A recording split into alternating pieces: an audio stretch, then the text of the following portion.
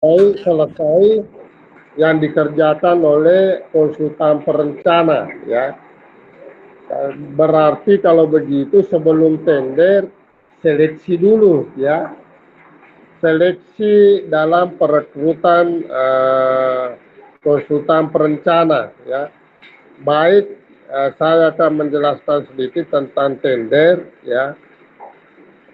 Kalau sudah semua masuk, yaitu semuanya dokumen, baik gambar, baik spesifikasi, baik RKS-nya, rencana kerja dan syarat-syaratnya, ya, baik itu BQ-nya, RAB-nya, semuanya, ya, semuanya harus sudah selesai, ya. Nah, ini ada masuk lagi, ya.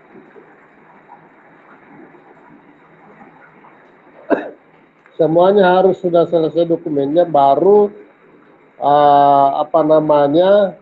PPK menyurat kepada kepada Popja, ya, UKPBJ, bahwa siap untuk ditender, ya. Apakah itu tender masalah barang ataukah tender masalah konstruksi, ya, konstruksi atau pekerjaan konstruksi, ya. Jadi di sini ketentuan di pasal, kalau saya tidak salah di pasal 50 undang PBJ, ya, Perpres, ya, Perpres nomor 12 tahun 2021, ya, 2021, atau revisi dari Perpres nomor 16 tahun 2018, ya.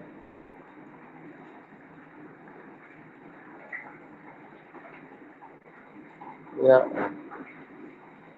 Baik, jadi pelaksanaan pemilihan melalui tender atau seleksi itu meliputi pertama itu adalah pelaksanaan kualifikasi, ya. Pelaksanaan kualifikasi untuk pemilihan konsultan kalau itu seleksi, ya. Kalau itu seleksi, ya. Tapi kalau tender untuk kontraktor tidak ada seleksi, ya, kecuali untuk konsultan ada namanya kualifikasi, ya. Ada namanya kualifikasi, ya. Nah, pelaksanaan kualifikasi dulu, ya, baru diseleksi. Nanti lulus nanti lulus prakualifikasi baru bisa memasukkan penawaran, itu kalau seleksi di konsultan, ya. Nah, itu, ya. Nah, setelah pelaksanaan kualifikasi ada namanya pengumuman atau undangan, ya. Undangan. Jadi pengumuman dan undangan ini semua serentak, ya. Itu bisa dilihat, ya, di website masing-masing, ya. Nah, setelah itu ada namanya pendaftaran, ya, atau pengambilan dokumen pemilihan, ya, pengambilan dokumen pemilihan. Nah, setelah itu ada yang namanya pemberian penjelasan.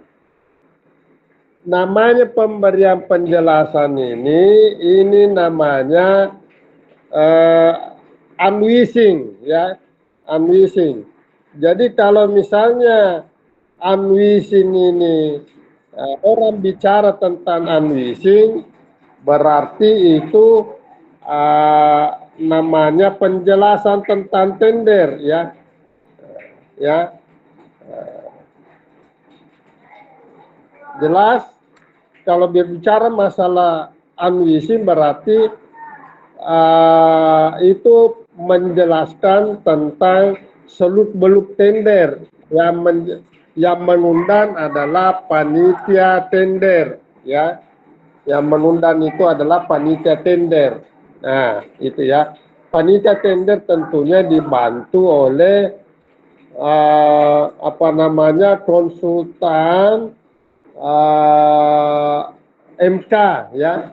Kalau itu memakai sistem MK, pengawasnya MK ya. Tapi kalau pengawas biasa berarti pengawas biasa ini belum direkrut, nanti bersamaan dengan kontraktor tentunya ya. Begitu ya. Nah, setelah itu misalnya sudah selesai unleashing, kenapa harus unleashing? Supaya mempermudah jalannya tender ini. Misalnya masalah peraturannya, masalah penyerahan lapangannya, masalah apa namanya, masalah anggarannya ya, dalam memberi apa namanya penawaran ya.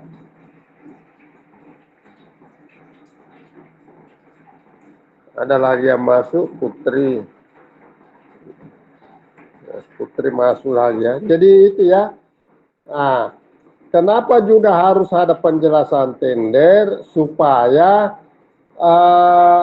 semua penawar ini persepsinya sama di dalam melihat BP ini, di dalam melihat gambar. Gambar juga harus sesuai dengan di lapangan. Siapa tahu gambarnya lebih luas tapi lapangannya kecil, nah harus dilihat lapangannya ya. Nah, itu ya. Dan yang kedua, ukuran-ukurannya itu, ukuran-ukuran masalah gambar harus jelas ya. Dan juga masalah rencana kerja dan syarat-syaratnya harus diperjelas ya. Metode kerjanya dan lain-lain sebagainya, dan pedoman-pedomannya, peraturannya. Nah, semua dijelaskan di situ di rapat tender. Tetapi rapat tender ini bukan suatu hal yang menggugurkan kontraktor ataupun misalnya konsultan, misalnya seleksi ya.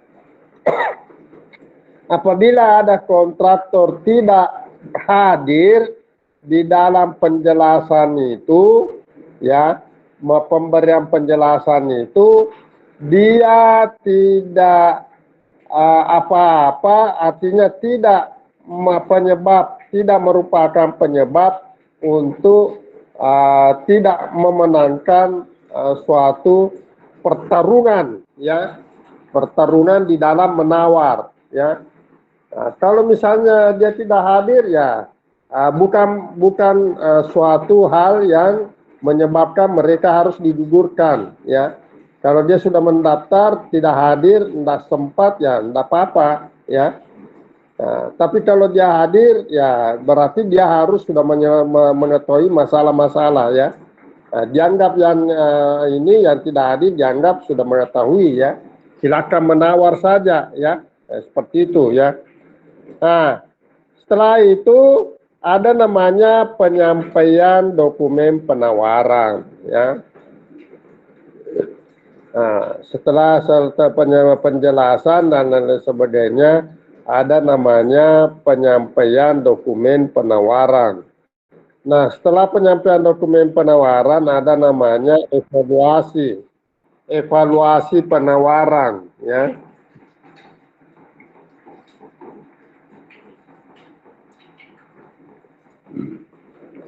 Jadi evaluasi penawaran ini sangat penting ya, karena untuk memenangkan suatu tender tentu dievaluasi.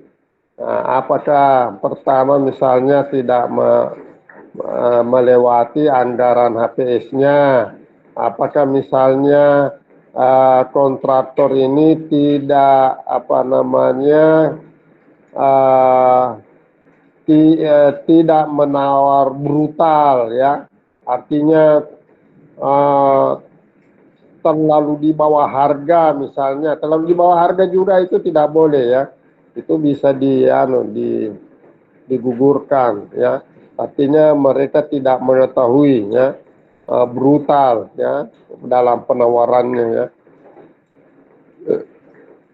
Jadi kalau mau menawar itu bagusnya itu dia menurunkan sampai 20% ya. Nah itu menurunkan harga 20% itu luar biasa ya. Kalau sudah sampai 20% ke atas penurunan harganya dari APS, maka dia harus memasukkan penawaran, memasukkan jaminan pelaksanaan itu 1,2 kali 5% kali anunya ya, kali harga penawarannya. Tetapi kalau misalnya tidak pakai itu berarti langsung 5% dari apa namanya nih, dari harga HPS, bukan dari harga penawaran. Kenapa didapatkan 1,2 ini? Kalau misalnya mau dianu dengan nilai penawarannya, karena yang 0,2-nya itu adalah tambahan 20% ya. Dianggap itu kalau tambahan 20% itu sudah harga HPS ya. Bayangkan kalau harga HPS penawarannya kurang dari 20%, berarti nilainya itu 1 dikali 1,2 ya. Nah, itu ya. Nah, kalau antara 0 sampai 20% berarti 5% kali harga penawaran. Harga penawaran itulah nanti merupakan harga kontrak ya. Nah, jadi 5% dari harga kontrak yang dia menangkan ya. Nah, itu ya. Jadi setelah evaluasi penawaran, maka penetapan dan pengumuman pemenang. Ya, setelah penetapan pengumuman pemenang, ini belum PPK belum belum memberikan SPPBJB. Ya.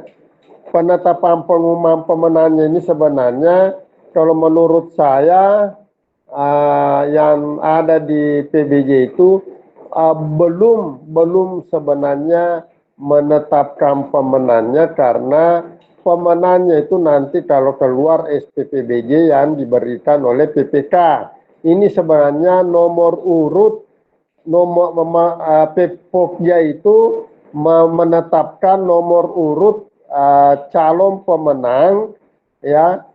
Dari kontraktor itu, tapi nomor urut itu sudah jelas yang nomor 1 harus menang ya. Tetapi dalam hal yang lain ada juga disebutkan bahwa apabila misalnya apabila misalnya memberikan suatu pengumuman seperti itu, PPK melihat jalannya tender ini sesuai, tidak ada KKN, tidak ada permainan yang dilakukan oleh Pokja, maka PPK menyetujui untuk memberikan surat SPPBJ namanya ya. Surat yang berupa SPPBJ ini itu namanya surat penunjukan pengadaan barang dan jasa yang dikeluarkan oleh PPK ya. Nah, kalau sudah ada suratnya itu, wah, kontraktor sudah lega ya.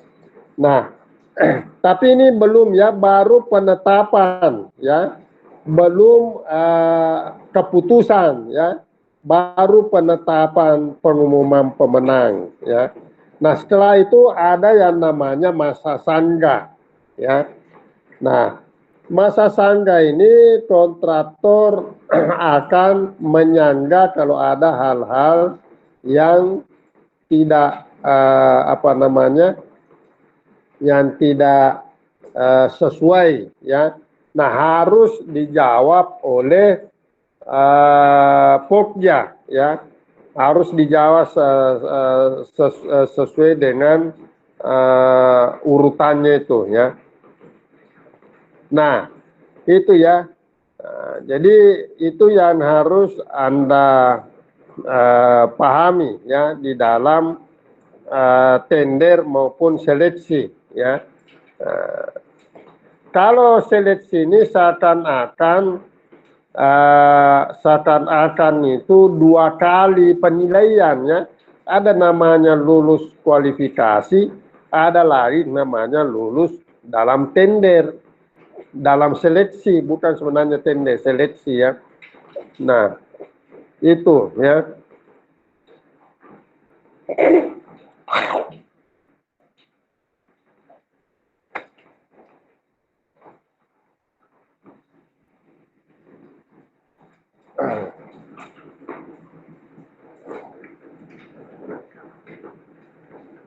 Nah, jadi itu ya, jadi itu dalam hal masalah tender ya. Ada lagi yang saya mau jelaskan tentang pelaksanaan tentang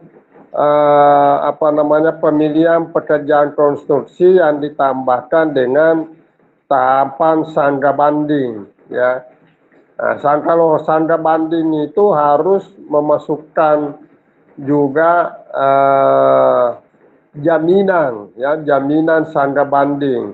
Walaupun ada sangga banding itu yang sudah KPA yang harus menjawab ya, bukan lagi Pokja ya. Ini sudah keras ini ya, sudah keras ini kontraktor untuk memprotes kalau misalnya ada sangga banding. Tapi sebelum ada sangga banding harus ada yang namanya jaminan sangga banding ya.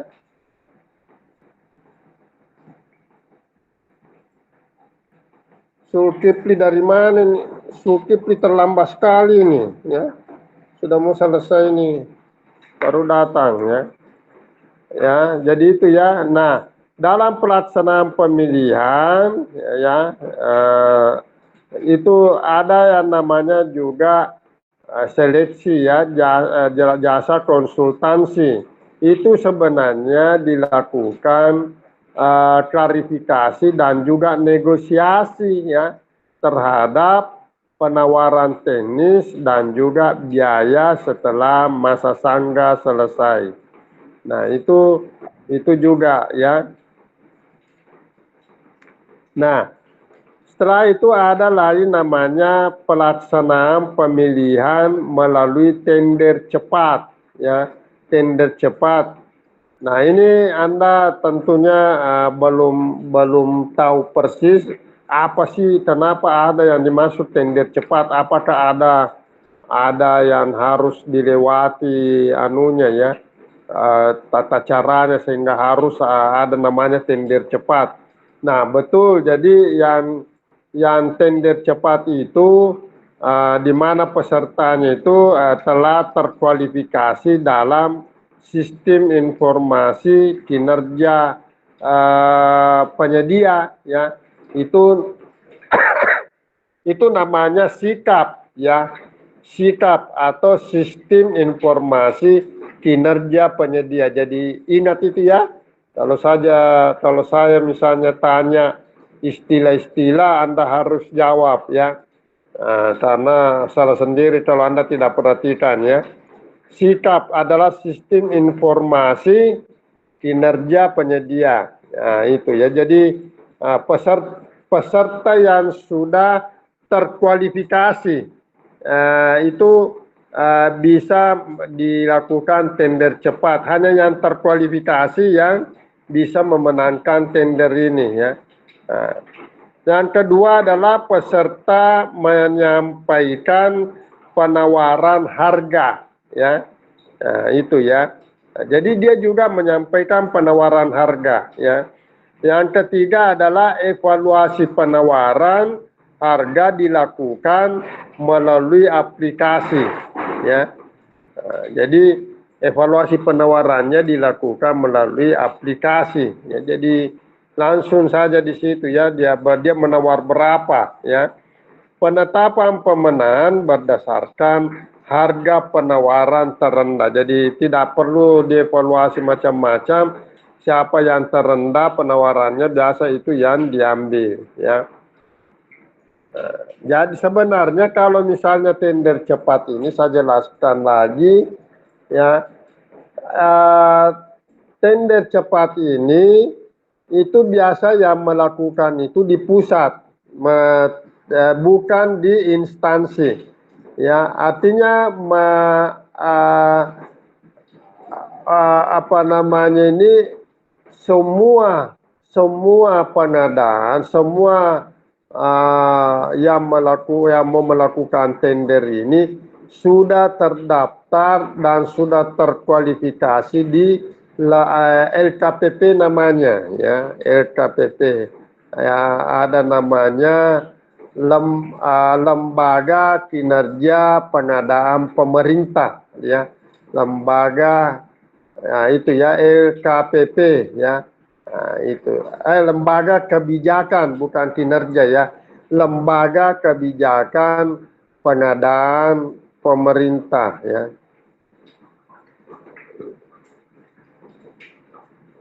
LKPP ya, ingat itu ya. Nah, inilah lembaga yang memberi kebijakan untuk menjalankan pengadaan barang pemerintah ya. Nah, kalau sudah ada semua ini, maka semua apa namanya rekanan itu bisa melakukan tender cepat ini ya. Nah, selain itu ada lagi yang namanya pelaksanaan e-purchasing ya. E-purchasing. Jadi e-purchasing ini adalah wajib dilaksanakan untuk barang jasa ya. Ini sebenarnya menyangkut pemenuhan kebutuhan nasional ya, atau strategis yang ditetapkan oleh menteri atau kepala lembaga atau kepala daerah ya. Sebenarnya kalau misalnya pelaksanaan ada lagi namanya apa itu PL ya, PL. Ada lain namanya pelaksanaan penunjukan langsung ya. Ini dilakukan mengundang satu pelaku usaha saja yang dipilih dengan disertai negosiasi teknis maupun harga ya.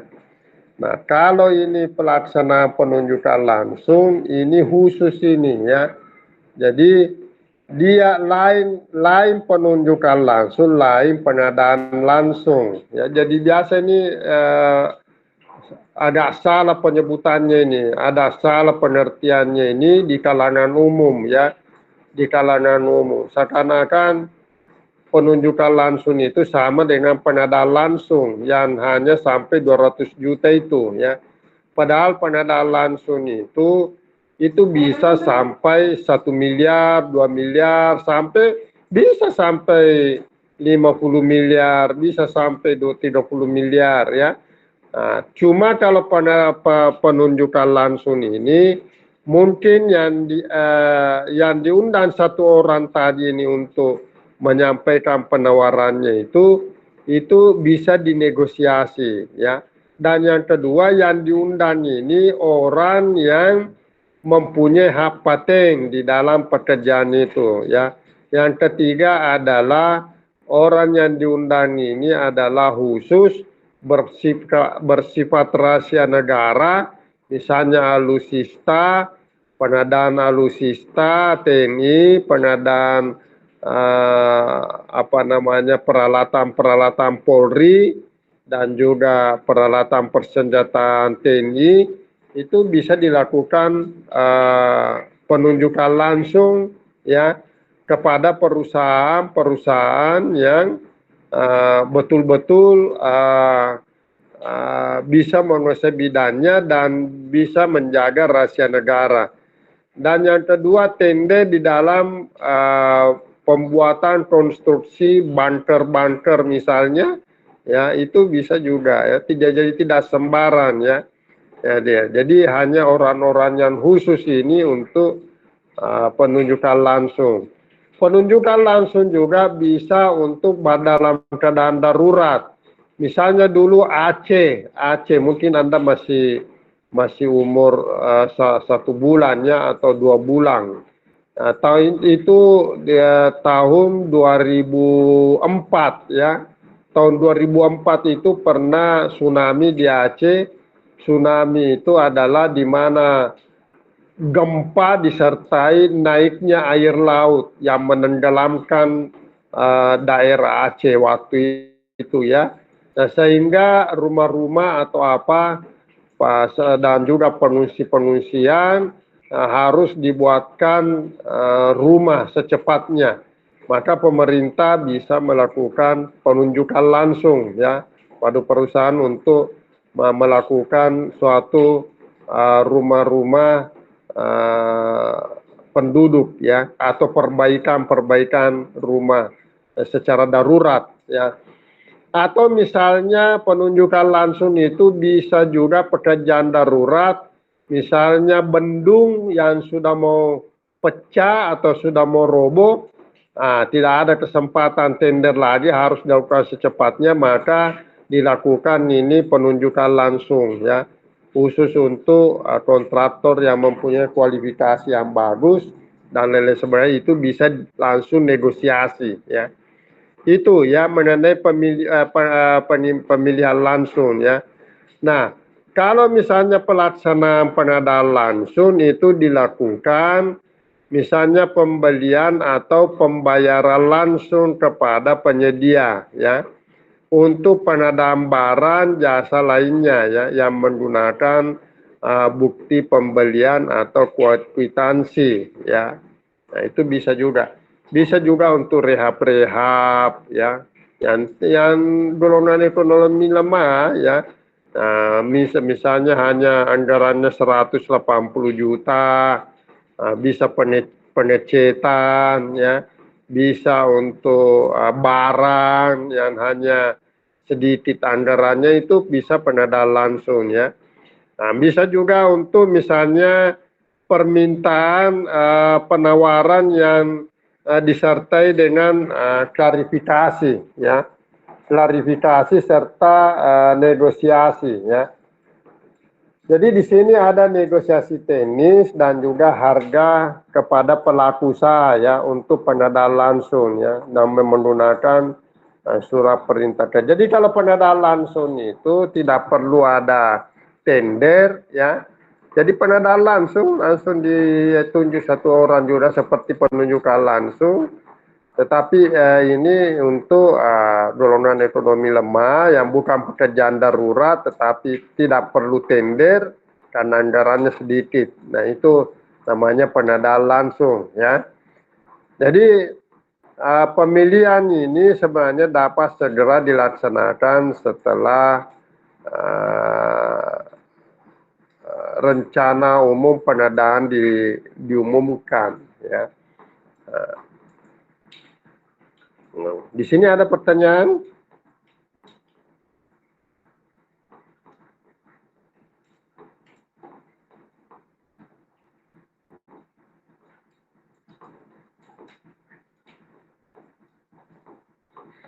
Ya, semoga Anda belum tidak mengantuk ya. Kemarin saya mengajar itu siang-siang, padahal ini 2B ya, 2B, bukan 2A, 2B kayaknya. Jadi sudah siang-siang dia tidur, nyandar di situ dia ya. Dia kebetulan saya ngajar di LS, padahal yang saya ajar itu menyangkut masalah analisa jaringan ya, jaringan kerja. Nah, ini memerlukan pengertian yang ini ya. Jadi ini yang tidak memperhatikan, kalau dia tidak belajar baik-baik, saya yakin dia pasti jatuh nilainya. Yakin saya ya. Kalau dia tidak belajar baik-baik, kalau tidak paling tinggi D ya. Dia pasti tidak bisa kerja jaringan itu ya. Seperti itu ya. Kalau misalnya teori-teori saja bisa ya, itu bisa dipelajari ya, tapi kalau itu nggak bisa ya. Jadi seperti itu ya. Nah, kembali lagi untuk barang jasa ya. Nah, masalah kontraknya itu harus ditandatangani pada awal tahun ya. Pemilihan itu dilaksanakan setelah penetapan anggaran tentunya ya, baik itu kementerian maupun lembaga ya, atau persetujuan apa namanya, rencana kerja anggarannya atau perangkat daerahnya sesuai dengan ketentuan peraturan perundang-undangan ya. Jadi di dalam pelaksanaan pemilihan itu pada yang di apa namanya, yang setelah rencana umum pengadaan RUP itu RUP ya, rencana umum pengadaan diumumkan, itu harus dimasukkan lagi lewat sirup ya, ada namanya sistem informasi rencana umum pengadaan. Kalau tadi itu sikap ya, seleksi umum apa namanya, kinerja pengadaan, itu kalau tadi itu di tender cepat. Jadi bedakan antara sirup dengan sikap ya. Nah, ada namanya penawaran harga, dilakukan dengan metode penawaran harga secara berulang ya, atau jadi itu ya. Jadi saya juga akan menjelaskan tentang apa namanya ini, tender yang gagal ya, tender yang gagal. Nah, sebelum saya berbicara dengan masalah tender yang gagal, tentu saya akan menjelaskan juga tentang prakualifikasi yang gagal juga ya dalam hal ini ya. Ya, prakualifikasi yang gagal itu setelah pemberian suatu waktu ya, pemberian waktu perpanjangan, tidak ada peserta yang menyampaikan dokumen kualifikasinya, maka bisa dinyatakan gagal ya.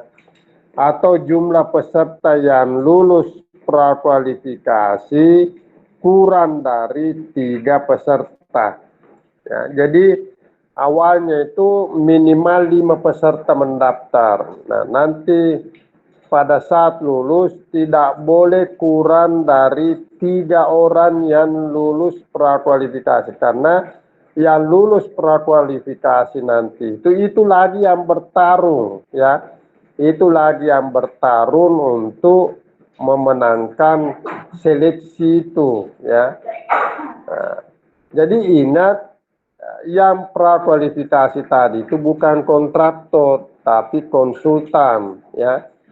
Jadi harus memang minimal 5 orang mendaftar. Kalau konsultan tidak boleh hanya kurang dari 5 orang, karena harus diseleksi prakualifikasinya juga ya. Nah, prakualifikasinya itu tidak boleh kurang dari 3 orang yang lulus prakualifikasi ya, karena itu lagi akan menyampaikan penawarannya ya. Nah, saya lagi menjelaskan tender yang gagal. Tender yang gagal itu terdapat kesalahan dalam proses evaluasi tentunya ya. Nah, terdapat kesalahan dalam proses evaluasi ya. Misalnya tidak ada peserta yang menyampaikan dokumen penawaran ya setelah ada pemberian suatu perpanjangan ya. Nah, jadi itu ya. Yang kedua, tidak ada peserta yang lulus evaluasi penawaran. Nah, itu bagaimana itu ya? Bagaimana ada kalau, nah, yang keempat adalah ditemukan kesalahan dalam dokumen pemilihan ya. misalnya atau tidak sesuai dengan ketentuan dalam peraturan presiden, ya. Yang kelima adalah seluruh peserta terlibat korupsi, kolusi dan atau nepotisme. Nah, ini yang bahaya nih ya. Makanya sebelumnya itu ada namanya penandatanganan fakta integritas ya. Fakta integritas itu yaitu berjanji untuk apa namanya tidak melakukan KKN ya. Dan setelah itu seluruh peserta setelah itu seluruh peserta terlibat persaingan usaha tidak sehat ya. Nah, ini ada yang tidak sehat ini sudah. Nah, ini perlu dibatalkan ya. Nah, seluruh penawaran harga tender barang lainnya di atas HPS ya. Ini yang sering saya jelaskan, HPS yang sudah ditetapkan itulah jadi patokan kontraktor untuk menawar, tidak boleh lebih dari HPS. Kapan lebih berarti gugur ya. Negosiasi biaya pada seleksi tidak tercapai ya. Dan juga korupsi atau nepotisme melibatkan pokja pemilihan ya. Nah, inilah yang dimaksud ya, tender. Begitupun juga tender cepat ya. Tidak ada peserta atau hanya satu peserta yang menyampaikan dokumen penawaran setelah ada pemberian waktu perpanjangan. Itu kalau tender cepat juga seperti itu ya. Yang kedua, di mana pemenang atau pemenang cadangan tidak ada yang menghadiri verifikasi maupun juga kualifikasi ya. Adanya temuan kesalahan juga ya dalam dokumen pemilihan atau tidak sesuai dengan ketentuan Perpres ya. Nah, seluruh peserta juga ada KKN-nya ya. Jadi itu ya. Jadi itulah tadi yang saya jelaskan tentang tender dan kegagalan tender maupun prakualifikasi ya.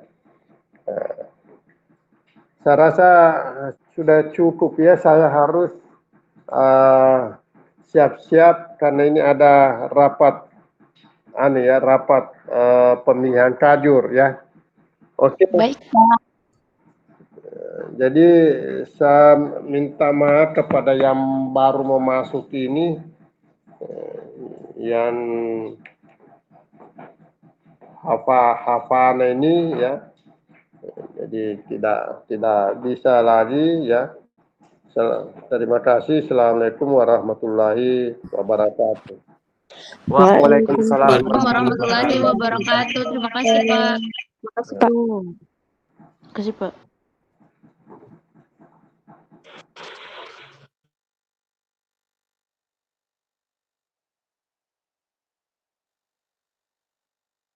Mawar.